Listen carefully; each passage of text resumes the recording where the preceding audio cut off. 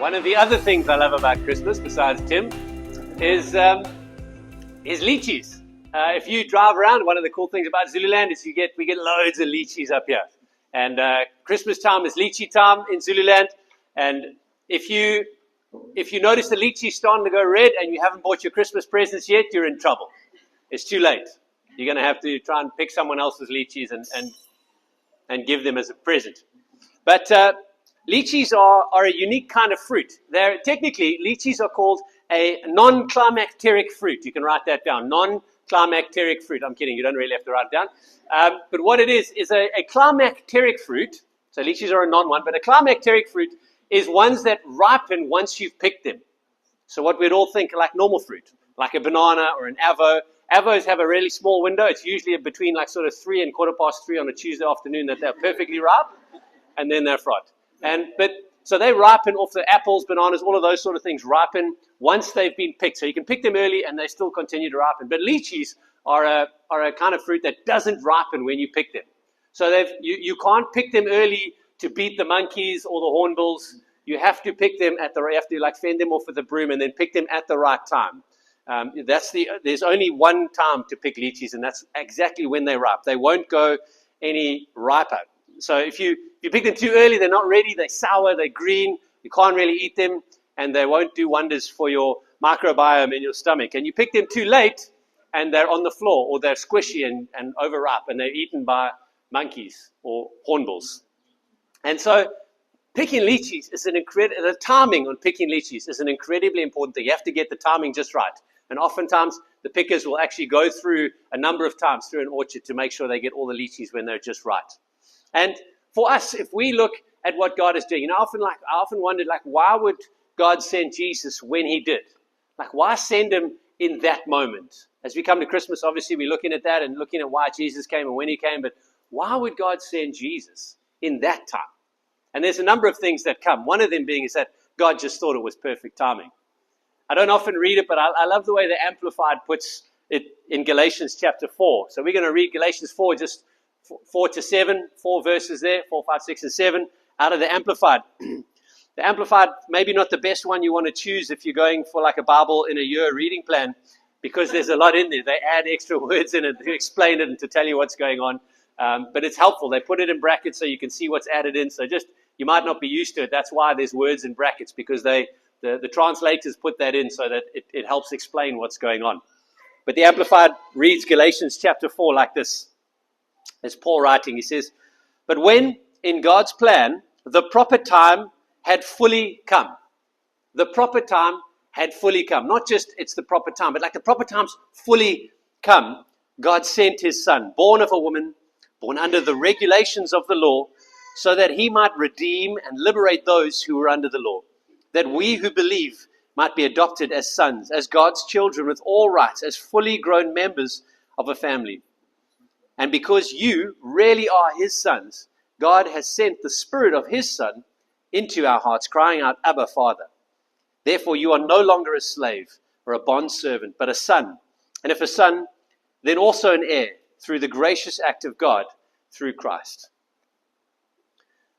God's timing is perfect. If you get nothing else this morning, I hope you get that. God's timing is perfect.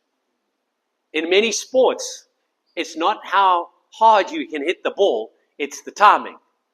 In golf, you can swing as hard as you like, but if you don't time it correctly, you are going to lose balls all day long because they're going to end up in the bush because your timing is off. Hands are not coming through, you're not clearing the left side well enough, whatever it might be, your timing might be just slightly off.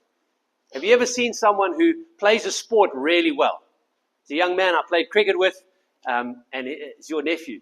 And when he bowls, the timing of his action is just perfect. It just makes it look easy. Like I run up and I look like I'm angry and I look like it scares the batsman until the ball comes out my hand, and then he's no longer scared because he's got time to think about his wife and decide what he needs to do before the ball gets to him. But when JMO bowls, it's just smooth and rhythmic and the ball flies out and it's scary, and I'm glad he's on our team. But his timing and his action is beautiful and it's perfect. And it's the same thing what Paul is writing to the Galatians here. He says God's timing is perfect when he sent Jesus. And you kind of go like, wow, what was perfect in the world at that time? There were a couple of things. One of them was that the Romans had built all these beautiful roads. They built them for their armies to go marching out to the end of the empire, to go and expand the empire. And God said, what I'm going to do is from quite close to the edge of the empire, I'm going to bring the gospel to the center of the empire via these big roads. And there's some of those roads are so well built, they're still running, they're still standing today. So God uses the Roman roads. But before the Romans, Alexander the Great had Hellenized much of what was the known world at that time. Other people knew other parts of the world, but in a very narcissistic way, we call it the known world at that time. But anyway, so they had, and in the Hellenization, what he had done is he had said, everybody needs to learn Greek. So there's almost everybody that they know about around the Mediterranean, North Africa, and Asia, and all the way across to India, speaks Greek or knows how to read Greek.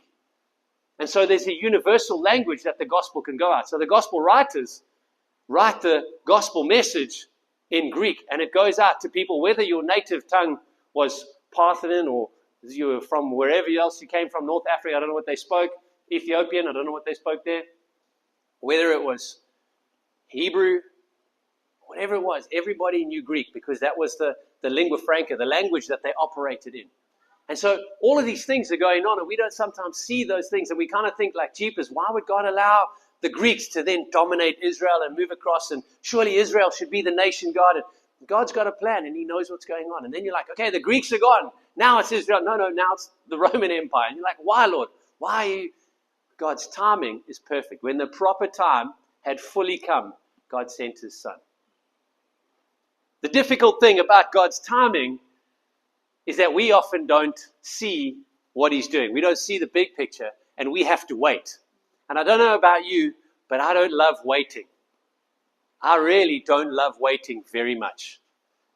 And we are conditioned not to wait. I love reading physical books, but I'm so impatient, I buy electronic books. Even if I'm not going to read it now, I buy the electronic one so I've got it, and I can look through it. I actually prefer the physical ones, but I've got way more electronic ones. But we are conditioned by everything around us in our society to have an instant gratification, to have a thing, you can have it now. It's not fast enough that you can go to Richards Bay and buy it. Wait, we'll deliver it same day. You can order coffee from Joburg and it arrives here the next morning. You don't even have to go out and pick it up. It's incredible. I'll give you a good coffee supplier's number. If that's not how your coffee supply works, that's how ours works. But we are conditioned to expect things now. And so when God takes time, we think God's not hearing us. And we're like, Lord, why are you ignoring me? What have I done wrong, Lord? Is it me, Lord? Or are you even there? But all that's happening is that we can't see God's proper timing. So I want to ask you a question this morning is when you are in the waiting, when you're in the in-between stage, where does that waiting drive you? Where does that waiting push you? Does it push you to other activity? Do you give up and go, oh, God's not in this thing's not happening, so I'm just going to go and do something else? You're waiting for God, you're trusting on God on this, but actually I'm just going to go and do something else. This next story is not applicable to everybody, so please don't take an example out of it if you're struggling. But early in our marriage, we struggled to conceive a child. And so for many years, we went through doctors, we went through various treatments, we went through all sorts of tests and everything, and eventually one guy identified it and he said, right, you've got polycystic ovarian syndrome and this is what it is and we're going to deal with it. And so ovarian drilling, and it's like real unpleasant, and you know things are on a schedule, and that doesn't really, it's not nice to like put your love life on a schedule, and so we're waiting in the meantime, and the doctor, and out of that he said, listen, I'm really sorry, you're like the 1 in 10 or 1 in 100,000 that this procedure just doesn't work for. I'm sorry, there's nothing else we can. The next step is IVF. And I just said, I didn't know, there was no consultation, so don't take my example as the way to go. But I just literally said to the gynecologist, I said, we're not doing that, my God's bigger than that. And he sort of went, very well. Thank you very much for coming. We'll see you when we see you. And so for us, in that, we didn't see it as waiting, we saw it as a battle, but God had other plans. God's timing was perfect in what He wanted for us and our family and how He wanted our family to look and to be. And so we didn't let that waiting, and it was a little bit through ignorance and just bullish stubbornness on my part, but we didn't let that waiting drive us to other activity and ways of circumventing God's timing. See, so often we can get around God's timing. We can make our own plan. And that's not just us, friends. It's been thousands of years. If you know the story of Abraham and Sarah, God gave Abraham a promise. But there was a long waiting period, and Abraham's getting older. He's like, I'm not having any kids. Still pretty barren here, Lord. And then he makes another plan. He drives him to other activity. Does our waiting drive us to other activity? And that other activity ends up being a thorn in the flesh. Does our waiting drive us to frustration? Do we just get cross and miffed and have like this spiritual, emotional temper tantrum where we break down and we're like, Lord, this is not working. I can't take it anymore. Are you even there? Does it drive us to boredom? Does it drive us to disinterest? And we just kind of lose the plans that God had for us when He's spoken to us something incredible over our lives, and we just end up going, this is taking too long, Lord. I'm just going to go and just not even worry about what you're doing. Or does it drive us to just complete apathy and giving up? And just a change of life. Just this is not really worth waiting for. I'm done, Lord. The next question, obviously, is why do we struggle to wait? Why is there this difficulty with waiting? Does anybody wait well? Anybody? You can just help by making coffee, because the rest of this is not going to apply to you. But why do we struggle to wait so much? And I think for me, there's two main reasons. And one is because we have spiritual myopia. So we've got spiritual nearsightedness. I don't know how many of you have ever experienced nearsightedness, but it's when you can see things close, but you can't see things far away. So things far away become blurry. It's dangerous if you drive fast. So just if that's you, drive slow, but or get glasses. That's the other option. But spiritual myopia. So we lack the ability to see what God is doing long term. We struggle to be far-sighted in our spiritual life. And so we can't wait for those things. Not as in like, oh, I can't wait for those, but like, oh, I can't wait for it. But when you know what's coming, when you can see what's coming, then you're able to wait. I remember reading a story of a lady she was the first lady to try and attempt to swim the English Channel. And she failed on the first occasion. And they pulled her out on the boat. She got quite far, but like the currents are hectic and it's ice cold and it's real unpleasant. It's harder than the mid-mile, but it's out there. And she had to go and she came up real short. She was within sight of the beach, but she didn't know it because she couldn't see because of the fog. So they pulled her on the boat and they to shore. It took them 5 minutes on the boat to get to shore, but she was maybe 20 minutes swimming, maybe half an hour swimming away from getting to the shore. And she said, they said to her, how do you feel after? She said, if I had known how close the beach was, if I could have seen the beach, I would have carried on swimming. How close is that beach for you? But you just can't see it because of the fog. We need to take a longer view of things, an eternal view. See, and when we have an eternal view, eternity puts our waiting into perspective. Eternity puts our waiting into perspective. We see things with a long-term view. Man, I can wait a few years for something, Lord. I can wait a few years for what you want to do.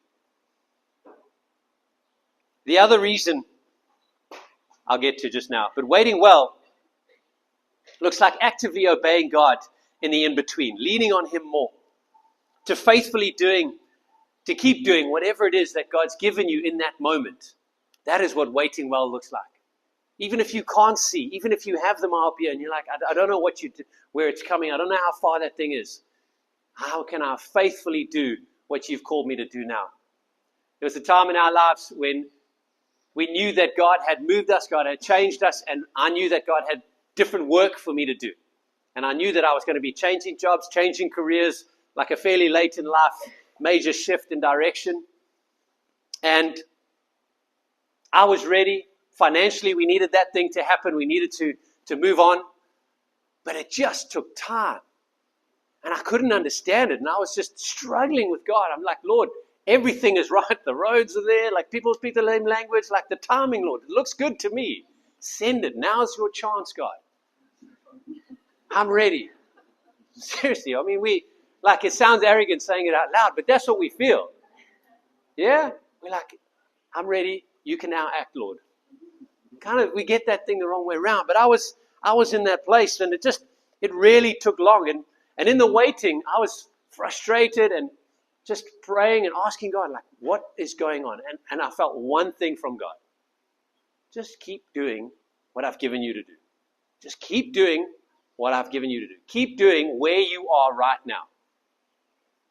And I hated it because it was boring. It was mundane. It was way below what I felt like was my intellectual capacity at that moment. I was frustrated with my boss. I'm like, this man is a lovely man, but he shouldn't be my boss. And the Lord just said, just keep doing what I've got you doing. Just be faithful with where I've got you. And this is the second reason why I think we struggle to wait well, is because waiting well involves giving up our desire for control. You see, when we wait, something is beyond our control. When you have to wait till after the Christmas service to open your presents, it's beyond your control how long the pastor is going to preach for. And you're sitting there going, it's enough now, we get your point. Let's move on. Or you just, like Tess, go to another church and where it's shorter. But it's because we want to be in control so much. That's why we struggle with God's timing, because we want to be the ones who decide. We want to be the ones who say, right, now, Jesus, you should come now. If you send me to Home Affairs, it's actually not an issue at the moment. Because Home Affairs has an incredibly important ticketing system when you arrive. And you go in there and you tell them what you want and they give you a little ticket and you are number 487 in the queue. And that's okay, because at least I know where I am in the queue and you can see the numbers on the top, and it doesn't matter where you sit because you know your ticket's getting called and that's your opportunity. And I can wait well when I know that. But do you remember the old days of Home Affairs? Yeah, when you went in and it was full and you weren't really sure where you were going. And so you joined a queue that would shuffle in a snake-like pattern around the chairs. And you hoped that you were getting a passport and not a birth certificate at the end of the queue, because that's not what you came for. And that made waiting really frustrating at Home Affairs. That was one of the most frustrating things, was that you just, like, am I even going to get there today? I don't even know if I'm going to get to the front of the queue. I might have to come back tomorrow and start again. You don't keep your place overnight. But we want to be in control. See, that little ticket gives us control because we know. Waiting for God, we have to give up that control. It's like Home Affairs in the old days. But better, we can trust God.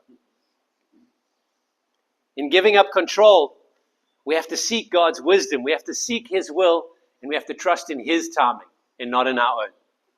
Waiting well requires an incredible amount of trust. Trust that God is going to do His part. See, we have to trust that God is going to bring what He needs to bring to fruition in our lives. That He's going to bring those things to a ripeness. Literally, that God is going to ripen us in the correct moment. That things are coming to fruition, and fruit, they got the same root word. And it means to ripen at the right time. That's what it is for us. We've got to trust that God is going to ripen our lives at the right time. My part is to be obedient in what He's given me now, to obey His word. The thing that helps us wait well is to remember the times that God has been on time and perfectly on time in the past. I love what Joshua says when he bids farewell to Israel. At the end of Joshua, chapter 23, verse 14, Joshua is bidding farewell to Israel, and he reminds them that God has fulfilled promises. He says this, he says, soon I will die, going the way of everything on earth. Deep in your hearts, you know that every promise of the Lord your God has come true. Not a single one has failed. I love that. Deep in your hearts, you know. Deep down, you know that God has been faithful. Every promise. Not just some of them. Every promise of God. He has been faithful on those things. It may not work out like you think it would look like. It may not happen in the timing that you want. But deep in your heart, you know that God has fulfilled every promise that He has made. And if He hasn't fulfilled it, we can still expect it. If He hasn't fulfilled it, it's a hope that we can hold on to for what He is going to do. So don't let the things that you're waiting for God that haven't happened be a distraction or be a downer for you. Look at those things as a hope and go, man, I'm still trusting that God is going to do this thing. There's a family member that you're praying for, that you're trusting, man, I really want to see this person saved. I'm longing to see them come to the Lord. Trust, if they're not saved, that's still a hope I've got. I've still got joy ahead of me because of what God might do, what God is going to do, what His promises say. If you're expecting things from God, it is a beautiful place to live because we can live in a place of trust and care in His obedience and in His faithfulness, in His goodness and in His kindness to do what He's going to do in the time He says He's going to do it. The beautiful thing about those moments is that when we wait well, we wait for a person and not a circumstance. We're waiting on God. We're not waiting on things to happen. We're not waiting on cogs in a wheel to turn and other people to make decisions. We're waiting on the person of God, and that is a safe place to be. That person can be trusted, as Joshua says, because He has come through many times. And if you can't remember the times He's come through for you, remember the times He's come through for other people. There's many of them recorded in the Word. You can go and read those. But God comes through when the time had fully come. God knows. He knows at exactly the right time He's created you. At exactly the right time. Maybe some of you parents need to hear this. At exactly the right time, your kids were born to you. So many of us parents, we stress. We're like, man, this is a hectic world where kids live in. Let's build a compound and go back to 1984 when they could come home when the street lights came on and it's safer. But God gave you your kids for this time. And He's raising them for the time that they're going to grow into. It's the right time for them. God's put us in the right place at the right time. Exactly the right time. The Father has sent the Son. When the proper time had fully come. Trust in God's timing. Don't force it. Don't get frustrated in the waiting. But trust in God's timing. Let's pray. Jesus, I thank You that You are so obedient, that You are so good, You are so perfect and kind. I thank You that You came at the perfect time. And I thank You that You were perfectly faithful, Jesus. And I pray that we would be able to follow Your example. That we would be those who would act in perfect timing as the Father sends us. And so, Holy Spirit, I pray for each and every one of us here this morning that You would show us when that perfect timing is. Help us to keep our eyes fixed on the Father. Help us not to get caught up in the waiting and in the delays that we may see. But let us be a people who are absolutely pursuant of the Father in everything that we do. Help us to be a people who are willing to give up control and trust in the timing of God the Father. We pray this in Jesus' loving name. Amen.